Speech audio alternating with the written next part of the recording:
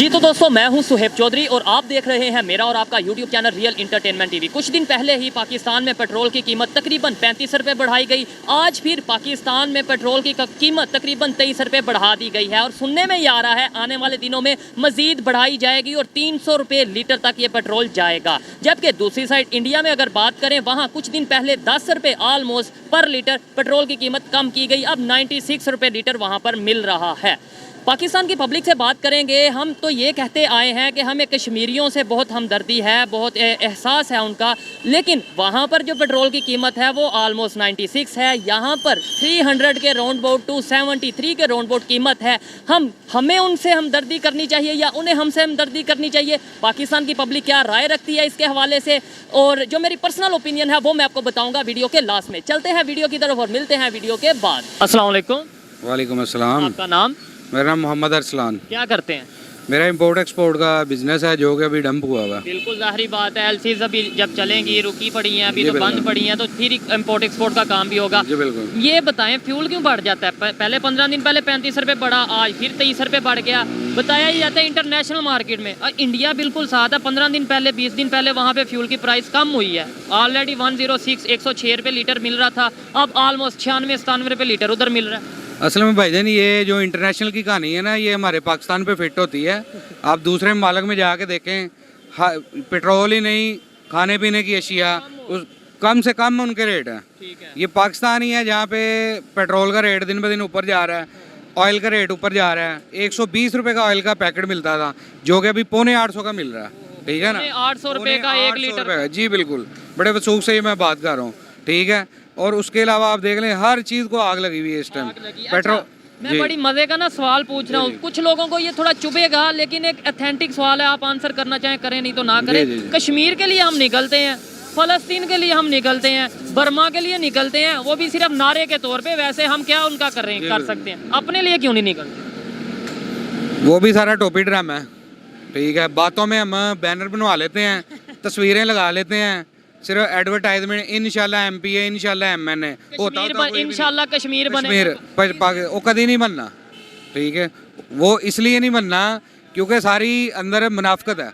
ठीक है, ये टोटली मोनोपोली है, मुनाफकत है, ये सारी ड्रामेगिरी है। ठीक है ना, आना भी चाहेंगे इधर उधर उन्हें फ्यूल मिल रहा है, पेट्रोल मिल रहा है 100 रुपये लीटर ऑलमोस्ट। कश्मीर बनेगा पाकिस्तान, मैं इतना था ये नारा सुनता आ रहा हूँ, बना तो नहीं आज तक। इसका क्या मतलब है? इसका ये मतलब है कोई भी अपने मुल्क के साथ मुखलिस नहीं है, दूसरों का ये क्या करेंगे? इधर पेट्रोल इनसे कंट्रोल नहीं हो रहा। ठीक है, तो उन्होंने दूसरों का क्या करना है? ये जो चीज़ आपको चीज़ का अगर लेट्स सपोज थोड़ा बहुत आइडिया हो गया कि ये सारा ड्रामा चल रहा है, अवाम को बेवकूफ़ बनाया जा रहा है, ये पब्लिक को क्यों नहीं पता चलता? मतलब पब्लिक को बताया नहीं जाता या पब्लिक को अवेयरनेस नहीं है? असल में पब्लिक को ना अपनी डाल दी गई है। ठीक है ना, पब्लिक को अपनी डाल दी गई है। वो बेचारे जो बंदा 1000 रुपये एक दिहाड़ी आज कमाता है ना, वो ऑयल लेके आता है ना 850 का, वो सोच में पड़ जाता है मैंने आटा किधर से लाना है। जब वो आटा लाता है वो सोच में पड़ जाता है मैंने बच्चे की फीस कहाँ से देनी है। एक गली में 10 घर है ना, आप उसको कंपैरेटिवली ये देख लें कि उन 10 घरों में सरकारी मुलाजम कितने हैं। एक सरकारी मुलाजम होगा और 20-20 हज़ार से ऊपर जो है ना बिजली के बिल आ रहे हैं। ठीक है, लिहाजा कोई मुलाजम होगा। अभी तो 2 साल 3 साल हो गए हैं, कोई ऐसा सरकारी नौकरियां नहीं आ रही, बजट अनाउंस नहीं कर रहे वो सरकारी नौकरियों के लिहाज से ऐसा जैसे पहले आती थी, वो भी कम हो गए हैं। बिल्कुल ऐसे हमें सबसे पहले वही बात है, घर को बेहतर करना है। ये नारों से कुछ नहीं होगा, ये झूठे बयानियों से कुछ नहीं होगा, वहाँ जुल्म यहाँ जुल्म, इससे कुछ नहीं होगा। अपने घर में जो जुल्म आप लोग कर रहे हो या हम लोग खुद एक दूसरे के साथ जुल्म कर रहे हैं, पहले वो तो ठीक कर लें, फिर हम कहीं बर्मा कहीं फलस्तीन की भी बात करते अच्छे लगेंगे। शुक्रिया जी, अच्छा लगा आपसे बात करके, बहुत मजा आया आपसे बात करके। आइए मजीद किसी से बात करते हैं। अस्सलाम वालेकुम। वालेकुम अस्सलाम। आपका नाम? सलमान। क्या करते हैं? मैं कस्टमर सर्विस में काम करता हूँ। कस्टमर सर्विस में काम करते हैं। सबसे तो पहले ये बताइए बाइक कौन सी या मॉडल कौन सा है? बाइक है चाइना का, 2020 मॉडल है। ठीक है, ठीक है, ऑल्ट्रेशन करवाई हुई है, इसमें जापानी इंजन हम फिट कर। शौक है हैवी बाइक का तो आपने अल्टरेशन करवाई है। हाँ, मुझे लगा है बाइक है। कितने सीसी है ये? 400 सीसी। तो अभी तो ये जो नॉर्मल बाइक्स पीछे नजर आ रही हैं, जितना पेट्रोल दिन ब दिन महंगा हो रहा है, ये नहीं अफोर्ड हो पा रहा, आपने इसके ऊपर कैसे अफोर्ड कर लेते हैं? बात ये है, अफोर्ड इस तरह से हो जाता है कि पहले गाड़ी थी तो उसकी निस्बत ये कदरे बेहतर है। अच्छा, पहले गाड़ी थी, उधर से बाइक पे आए हैं, उधर से बाइक पे आए हैं, आगे तो पेट्रोल फिर बढ़ने वाला है, तो फिर आप फिर इसको भी छोड़ेंगे, फिर हम इलेक्ट्रिक पे चले जाएंगे। इलेक्ट्रिक पे चले जाएंगे। अच्छा, थोड़ा सीरियस सी बात करते हैं, क्या वजह है कि पूरी हमें ये बताया जाता है कि पूरी दुनिया में शायद पेट्रोल की प्राइस बढ़ रही है जिसकी वजह से पाकिस्तान में, लेकिन साथ ही इंडिया वहाँ 106 था, अब 96 हो चुका है पर लीटर। क्या वजह है कि वो इतनी बड़ी आबादी होने के बावजूद मैनेज भी कर रहे हैं और प्राइस को कंट्रोल किया हुआ है, हम क्यों नहीं कर पा रहे? चीज़ों का ऑर्गेनाइज होना मेरा ख्याल से ज़रूरी है, और इसमें हम इंडिया क्या किसी भी मुल्क से ना कंपेयर करें तो बेहतर है। कंपेयर हम नहीं, Secondly, कंपेयर नहीं इस सेंस में इकॉनमी जो है हमारी, इकॉनमी इस वक्त डिस्टॉर्ट होती है IMF की वजह से, ठीक है। कहा ये जाता है कि कर्जे IMF लिए पाकिस्तान चला रहा है। तो ये बात फैक्ट भी है, आप कर्जे लेते जाएं, जिन्होंने वापस लेना है वो कहेंगे जी हमें इस टाइम में चाहिए, तो obviously there is no way out. आपको उसके लिए फ्यूल की प्राइस में, फ्यूल इसलिए सबसे पहले जद में आता है क्योंकि ये ऐसी कमोडिटी है कि हर किसी ने इस्तेमाल करनी है। बाइक है, 70 है, बड़ी बाइक है, गाड़ी है, जिसने भी, लोगों के कारोबार रोज़गार जुड़े हुए हैं, तो उनकी मजबूरी है। जाना ही जाना है। तो फ्यूल पे बढ़ाएंगे तो गवर्नमेंट को कैश फ्लोटिंग ज़रा आसानी रहती है मेरे हिसाब से। आपने कहा कंपैरिजन नहीं हमें करना चाहिए इंडिया से या किसी से, नो डाउट इस टाइम हमारा कंपैरिजन बनता भी नहीं है, बनता लेकिन भी थोड़ा सा देखना तो चाहिए कि यार ये साथ ही नेबर कंट्री है, ये कुछ किलोमीटर पे दिल्ली आ जाता है, वहाँ पे 96 रुपये लीटर है चल रहा है, यहाँ पे 300 के राउंड बोर्ड चला गया, 270-75 चला गया। क्या वजह है? ये तो ख्याल हम अपनी गवर्नमेंट को या खुद सोच सकते हैं कि नहीं? आप बिल्कुल सोच सकते हैं, लेकिन फिर बात वही है कि आप अगर 96 रुपीज़ को कैलकुलेट करें, इंडियन रुपी इस वक्त वैल्यू कहाँ होल्ड करता है, तो सिर्फ वही बात आ जाती अच्छा है। लॉजिक आपने रखा है कि वो आप वैल्यू तो कैलकुलेट फिर करें, उसके लेकिन वो बाद- वैल्यू कम कैसे हो गई बाकी रुपये की? फिर उसकी बात यह है कि हमारी इकॉनमी डिक्लाइन बहुत तेज़ी से हो रहा है, लॉजिक है ना, वो वैल्यू तो- लॉजिक वो है। फिर उसके बाद आप ये देखें कि जो कन्वर्जन रेट है, इंपोर्ट एक्सपोर्ट है, इंडिया बहुत सी चीज़ें ऐसी हैं जो वो खुद बना रहे हैं, यूज़ भी कर रहे हैं और एक्सपोर्ट करते हैं। हमारे पास होने के बावजूद हमें इंपोर्ट करनी पड़ती है, तो ये बड़ा इम्पैक्ट आ जाता है इस चीज़ों पे। क्या देखते हैं कि आगे आने वाले टाइम पे पाकिस्तान बेहतरी की तरफ जा रहा है, और दूसरे नंबर पे ये है ये फ्यूल की प्राइस मजीद बढ़ेंगी या कम होंगी या कंट्रोल होगा? अभी करंट हालात ये कहते हैं कि ये बढ़ेंगी, बढ़ेगी, ऐसा सुनने में भी आया है, बिल्कुल मुझे भी पता है, सुनने ठीक में है। आया तो इसके अलावा मेरा ख्याल है कि बस दुआ है अल्लाह मियाँ से कि हालात बेहतर हो जाए, हमारा मुल्क है, इसके अलावा हम कहाँ जाएंगे? हम कहाँ जाएंगे? देखें जी, एट दी एंड यही बात है कि रहना तो पाकिस्तान में है, कहाँ जाएंगे? रोना बेशक हम ये रोते हैं कि ये हाँ जी। कश्मीर बनेगा पाकिस्तान, ये वो, लेकिन आप खुद बताएं, लॉजिकल सी बात है कि ये साथ कश्मीर हो, साथ बॉर्डर पाकिस्तान वाले साइड का कश्मीर हो, वो लेते हो अपना 95-96 का लीटर, हम लेते हो इस वाले साइड कश्मीर में 270 का लीटर, तो वो हमारे वाले जो कश्मीर के लोग हैं कम्प्लेक्स में या ये सोचते होंगे कि सिर्फ बॉर्डर की वजह से इतनी महंगाई है? हाँ, ऑब्वियसली आप कह सकते हो बॉर्डर की वजह से हो सकता है, ये बड़ा हमारे ऊपर बोझ है, लेकिन हम कश्मीरियों के साथ हैं, हमारे भाई हैं। इस टाइम तो जो हमारी कंडीशन है उन्हें फिलहाल कहना चाहिए, हमें- उन्हें कहना चाहिए भी- कि नहीं वो हम लोग भी पाकिस्तानियों के कहते, साथ वो भी बिल्कुल कहते हैं। इनफैक्ट देखें, नेशनल वो हमारे हैं, ये सिर्फ बॉर्डर लाइन है जो हमने एक डिफाइन की हुई है, और ऑब्वियसली अगर जो हिस्सा बॉर्डर के उस तरफ है वो उनकी उसमें है, सारी ऑर्गेनाइजेशन में सब कुछ, तो वो वैसे डील कर रहे होना हैं। चाहिए। अच्छा लगा इनसे बात करके, आइए मजीद किसी से बात करते हैं, मेरे साथ मौजूद है, बहुत शुक्रिया जी। अस्सलाम वालेकुम। अब थोड़ा सा फ्यूल के हवाले से बात कर रहे हैं, नाम क्या है? पहले तो आगे आ जाए ताकि कोई डिस्टर्ब ना हो। आपका नाम क्या है? मेरा नाम अदील है। करते क्या हैं? मैं एक प्राइवेट ऑर्गेनाइजेशन में काम करता हूँ। और सैलरी कितनी है? ऑलमोस्ट आप एग्जैक्ट नाम बताएं। यार बस इतनी है, गुजारा हो जाता है। तो अब जैसे फ्यूल बढ़ गया तो गुजारा भी हो जाता है? मुश्किल है यार, अब जैसे पेट्रोल बढ़ा है, बहुत सारी घर की ऐसी चीज़ें हैं जो मुझे अब सेक्रीफाइस करनी पड़ेंगी ताकि मैं ऑफिस आ जा सकूँ। ठीक हो गया। ये बिल्कुल साथ नेबर कंट्री इंडिया की बात करें, रिसेंटली उन्होंने फ्यूल प्राइस कम किए हैं, 106 पहले था, अब 96 पर लीटर है। क्या वजह है कि हमें बताया जाता है पूरी दुनिया में पेट्रोल महंगा हो रहा है, इस वजह से पाकिस्तान में हम महंगा कर रहे हैं, लेकिन वहाँ पे सस्ता हो रहा है?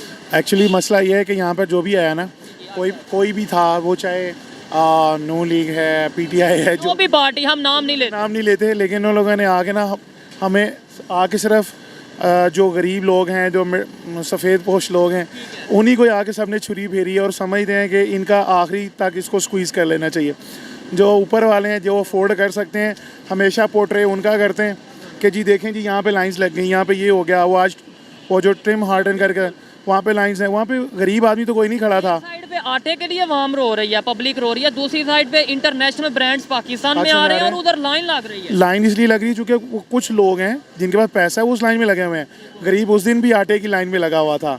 इमेज पोर्ट्रे होता है तो अच्छा, ये बताएं, कहने में आता है कि इस टाइम पाकिस्तान को IMF चला रहा है, ये पाकिस्तान IMF का पाकिस्तान है। आप इसे एग्री करते हैं या नहीं करते? मैं एग्री कर चुका हूँ, बड़ी देर का एग्री कर चुका हूँ। मान गए हैं, यानी जो हमने कहा था कि हम पाकिस्तान अपनी मर्जी से चलाएंगे, 1947 में सेपरेट इसलिए हुए थे ना कि अपनी मर्जी से हम हुकूमत भी करेंगे, अपनी मर्जी से दुनिया को, मुसलमान दुनिया में राज करेंगे। आज IMF वही अंग्रेज फिर पाकिस्तान को चला रहे हैं। तो वही, हम आज़ाद हुए ही नहीं थे। 1947 आया ज़रूर था मगर अंग्रेज़ों ने अपनी गिरफ्त नहीं हम पे ढीली की और ना ही होने दी उन्होंने। मैं थोड़ा सा डिसएग्री करता हूँ। इंडिया भी देखें, अगर बात की जाए, अंग्रेज वहाँ पे भी राज कर रहे थे, उन्होंने तो उधर गिरफ्त नहीं, उधर अपने आप को काबू रखने। वो ऐसे कुछ हैं पोशीदा हाथ जिन्होंने अपना हाथ इंटरनली तो रखा, उन्होंने पीछे कर दिया। उन्होंने कुछ लोग थे जो हमेशा आगे आए और जो चलाना चाहते थे उनको पकड़े पीछे किया। रहे वही लोग हैं। आप मेरे पॉइंट से डिसएग्री कर सकते हैं लेकिन समहाउ थे वो उनके ही टाउट, जैसे मीर जाफ़र, मीर सादक वगैरह लोग। बात कर रहा हूँ, आपने बोला आज भी पाकिस्तान को IMF या गोरे चला रहे हैं। मैं ये कह रहा हूँ, इंडिया को क्यों नहीं चला रहे? इंडिया में अपनी वो एक जो गवर्नमेंट है वो अपनी मर्जी से एक तो फैसले भी ले रही है, वो किसी का कर्ज भी नहीं ले रही, और इतनी बड़ी आबादी है, 1 अरब तकरीबन 40 करोड़ के करीब आबादी है, वो कैसे मैनेज कर? बहुत सारी ऐसी चीज़ें हैं जिसको लेकर हैं। देखें, एक बैड मैनेजमेंट, ठीक है, और बहुत सारी ऐसी चीज़ मुझे लगा कि ये चीज़ गलत है तो मैं इसको ठीक कर सकता हूँ। मैं खुद आ गया हूँ उसकी जगह पर। तो थैंक यू वेरी मच। लेकिन जब तक जिसका काम उसी को साझे वाली पॉलिसी नहीं रखेंगे, हम नहीं बेहतरी की तरफ जा सकेंगे। ये बाइक कौन सी है, मुझे ये बता। ये होंडा सीरीज 70 का ड्रीम मॉडल है। एवरेज क्या है? ये करती है कुछ, कहते तो वो 70 हैं, करती कोई 40 के करीब है, 45 के करीब है। यानी 40 किलोमीटर ये बाइक पे हम 300 का ऑलमोस्ट 270 का, और दूसरी अगर चीज़ें डालेंगे, एक्सपेंस डालेंगे तो वो 300 रुपये लीटर पड़ जाता है हमें 40 किलोमीटर। जी बिल्कुल। आइए, ये भाई साथ मौजूद हैं, खड़े हैं, इनसे बात करते हैं। बहुत शुक्रिया आपका। Welcome welcome. अस्सलाम वालेकुम। 1 मिनट की बात। यार मैं बहुत लेट हूँ, आप चलें, इजी हो आए किसी और से बात। अस्सलाम वालेकुम। वालेकुम सलाम। आपका नाम? ताहिर महमूद। ताहिर भाई, क्या करते हैं? ये सोफ़े का काम करते हैं। सोफे का काम करते हैं, मतलब पोशिश वगैरह ये वो।